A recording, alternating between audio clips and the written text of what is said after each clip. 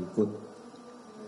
Pemerintah mengapresiasi KPK yang telah menangkap Gubernur Papua Lukas NMB dan segera membawa ke Jakarta kemarin.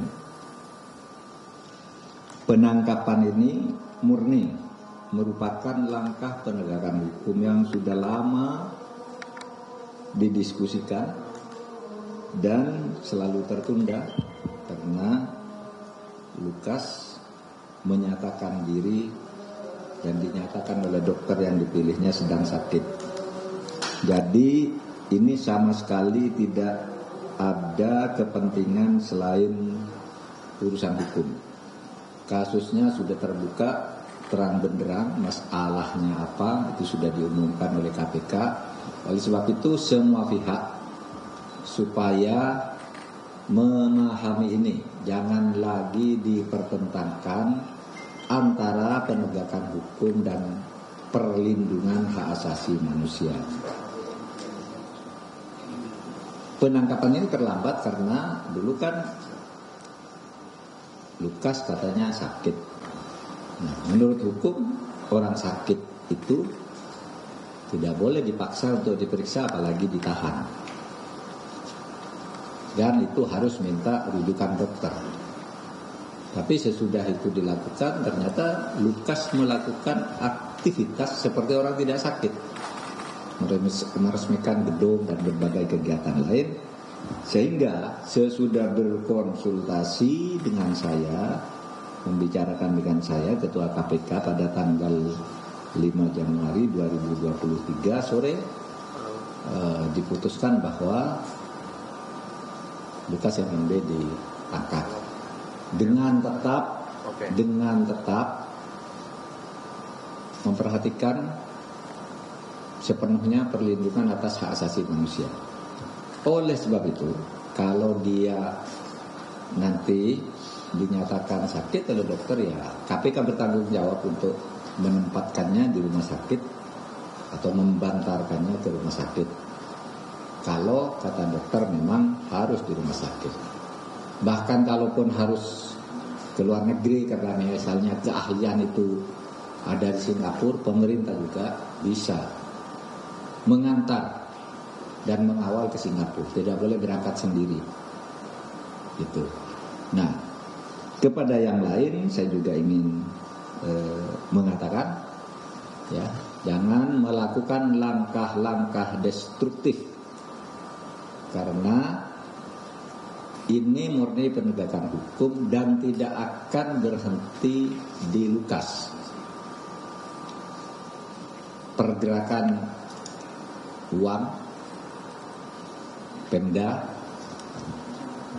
sekarang dalam pengawasan kami dan sebagian di freeze, kami freeze melalui PPATK agar tidak terjadi penyalahgunaan yang bertentangan dengan hukum dulu.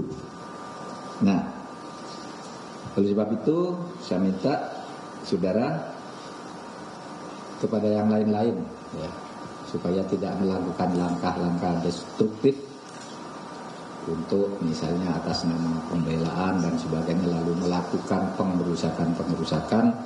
Hukum akan ditegakkan kepada siapapun tanpa pandang bulu. Cukup yang soal Lukas. Ada mau tanya? Kamu dari Tribun? Iya, betul. Izin Pak, Gita Irawan dari Tribun News. Masih mau tanya terkait Lukas Pak. Ini kan setelah ditangkap ini kan kosong ya Pak, gubernur dan wakil gubernurnya. Itu dari pemerintah sendiri seperti apa Pak? Apakah disiapkan PJ atau seperti apa? Mungkin itu dulu Pak. Ya, sudah ada langkah-langkah alternatif. Pokoknya pemerintah tidak boleh macet, pemerintahan harus tetap jalan.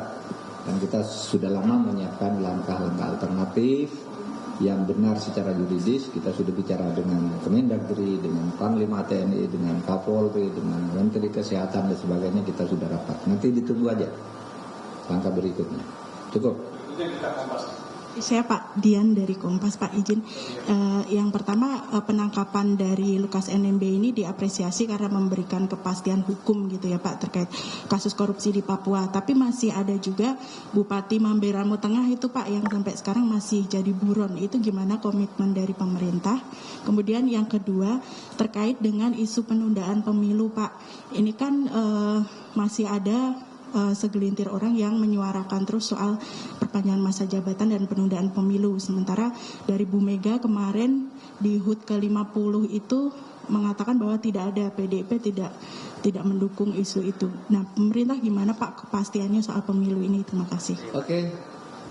Yang Membramo itu ya sama dengan yang Harun Masiku dan yang lain-lain buron yang ada di luar negeri itu tidak semudah mengambil Pak Lukas karena itu ada tata krama, bahkan tata hukum diplomasi, tata hukum antar negara, tata hukum kedaulatan, yurisdiksi hukum dan sebagainya. Sehingga itu kita proses pelan-pelan. Soal Membramo dan Harun Masiku misalnya sudah diindus tempatnya di mana, namanya sudah ganti, kita sudah tahu juga.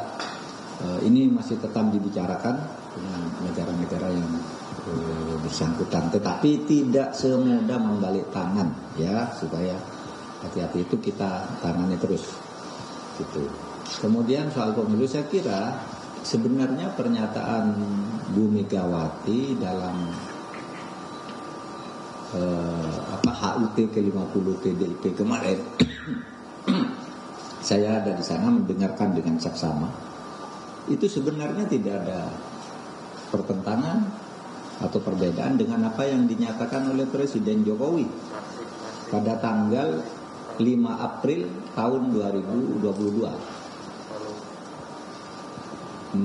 8 bulan atau 9 bulan yang lalu, kan ada tuh beritanya, Presiden menyatakan sama, para menteri dilarang berbicara tentang perpanjangan masa jabatan dan penundaan pemilu.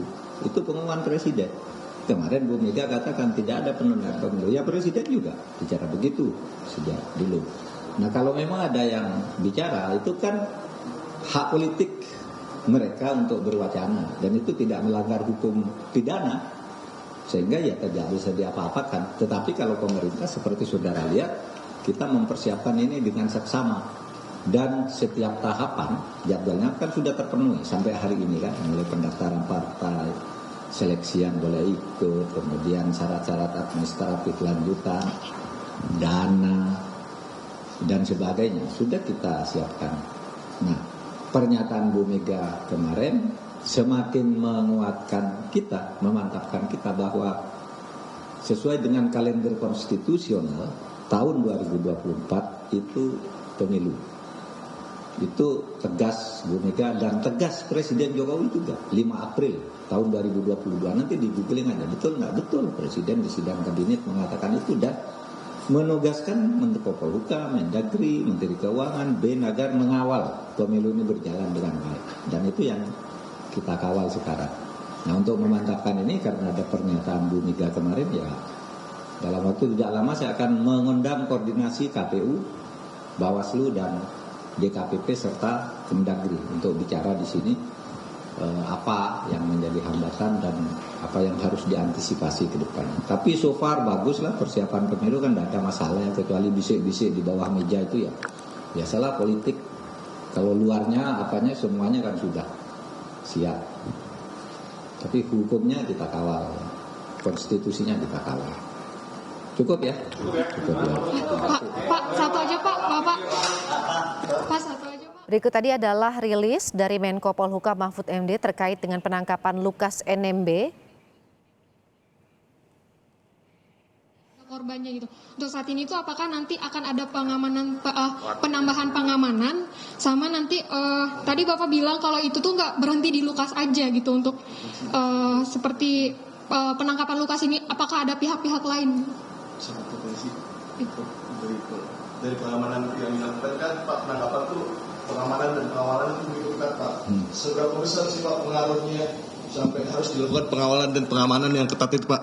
Izin Pak Rizky Radio Sinta Pak. Iya itu antisipasi aja karena ketika Lukas ditetapkan sebagai tersangka, waktu itu orang belum mengerti bahwa memang ada kasus, orang ramai kan yang membela. Sesudah itu kita jelaskan, makin hari makin berkurang, sampai akhirnya juga tidak ada kecuali masyarakat adat, kan cuma gitu aja, berkurang, tetapi kita tetap harus keamanan maksimal, meskipun kita tahu ini udah, karena kita tahu lah, gampang untuk tahu Lukas tuh pendukungnya berapa. Hari pertama dia beli nasi bungkus misalnya 5.000, besok turun 3.000, terakhir tinggal 60 kan gitu. Ini sudah tidak ada orang yang jaga di sana, kita tahu. Masa kita tidak tahu yang begitu? Makanya terus dihitung cara menangkapnya gimana, gampang kan menangkapnya. Gitu loh, kita punya juga catatan dari catering untuk makan yang suka duduk-duduk di depan rumah itu sehari turun gitu. Kita menghitung tiap hari ada catatannya gitu, sehingga nangkapnya lebih gampang. Nah kalau soal orang lain ya, apa ada orang yang terlibat? Mungkin saja. Kan namanya kolusi. Kalau kolusi itu pasti melibatkan lebih dari satu orang, bisa 5 orang, bisa 7 orang, bisa macam-macam. Sekarang kan baru 2 kan, yang ditahan 2 hari sebelumnya dan kemudian bersama. Sekarang Lukas, mungkin aja siapa yang nyimpen uangnya, siapa yang mengendalikan dana, misalnya ya dana APBD dan sebagainya. Gitu. Pernyataan dari Menko Polhukam Mahfud MD terkait dengan penangkapan Lukas NMB oleh KPK yang dilakukan kemarin. Lukas ditetapkan sebagai tersangka kasus gratifikasi proyek infrastruktur di Papua senilai 1 miliar rupiah.